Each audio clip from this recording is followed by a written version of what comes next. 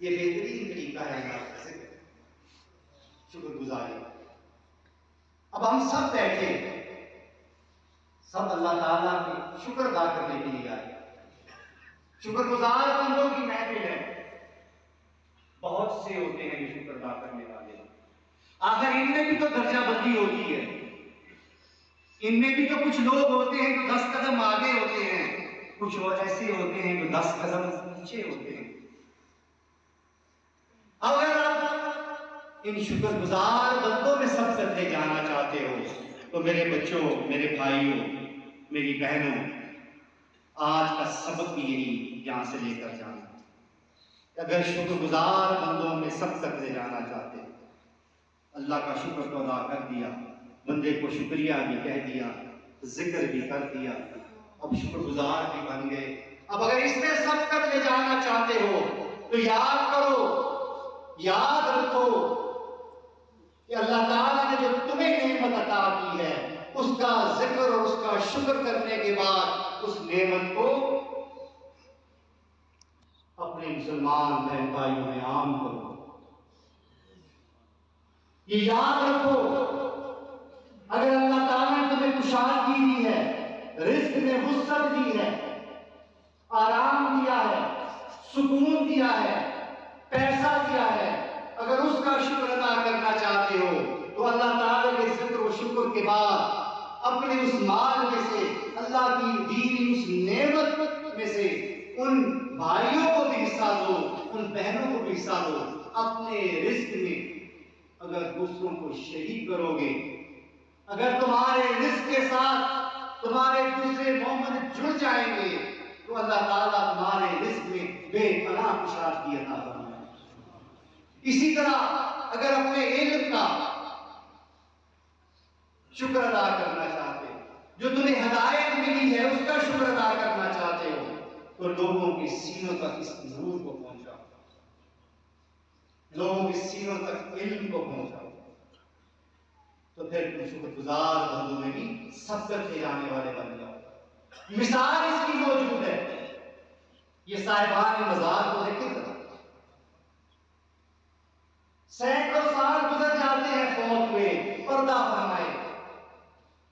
سینکڑوں سال گزر جاتے ہیں، لیکن یہ لوگ جو اپنی زندگیوں میں لنگر چلاتے ہیں، جن کے دسترخوانوں پہ سینکڑوں ہزاروں لوگ صبح دوپہر شام کھانا کھاتے تھے، سینکڑوں سال گزر جانے کے بعد آج بھی ان کے لنگر اسی طرح جاری ہیں۔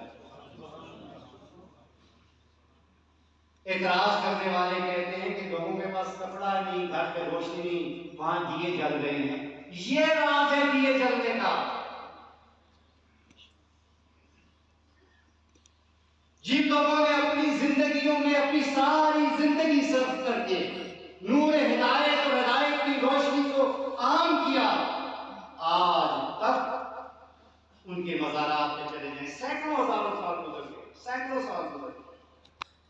اسی طرح ہدایت کی چشمے جاری ہے، اللہ کا ذکر جاری ہے، قرآن کی تلاوتیں جاری ہیں، درود و سلام پڑھا جا رہا ہے۔ یہ اللہ تعالیٰ کی عنایت ہے، اس کی مہربانی، اس کا فضل و کرم ہے، کیونکہ یہ لوگ انفرادی دعاؤں والے نہیں تھے عزیزان محترم، یہ لوگ اجتماعی دعاؤں والے تھے۔ یہ بات، یہ نکتہ آپ اپنے ذہن نشین کر لیں کہ ہم لوگ کیا کرتے ہیں، کیا ڈیوٹی ہے، ان کی کیا ڈیوٹی تھی۔ 100 بندہ آگے بیٹھ جاتا ہے،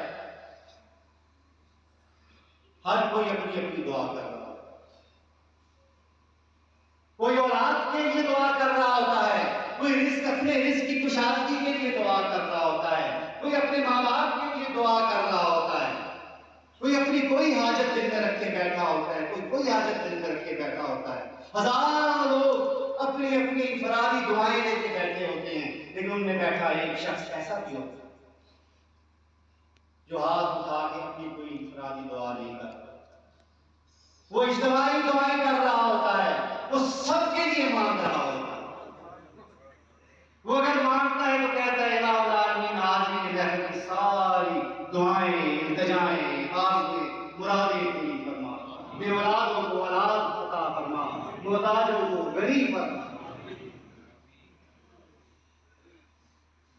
اس سب کے اللہ تعالیٰ کی رحمتوں اور برکتوں کی ایسے لوگوں پر بارش فرماتا ہے کہ ان کے اس دنیا سے پردہ ہو جانے کے بعد بھی ان کے مزارات چشمہ فیض بنے مرجع خلائق۔ حاضرین موجود، ہم پر ہمارے پیر و مرشد شیر شاہ غازی غوث زمان قطب دورہ اعلی حضرت حاج پیر ہارون رشید رحمۃ اللہ علیہ کا بے پناہ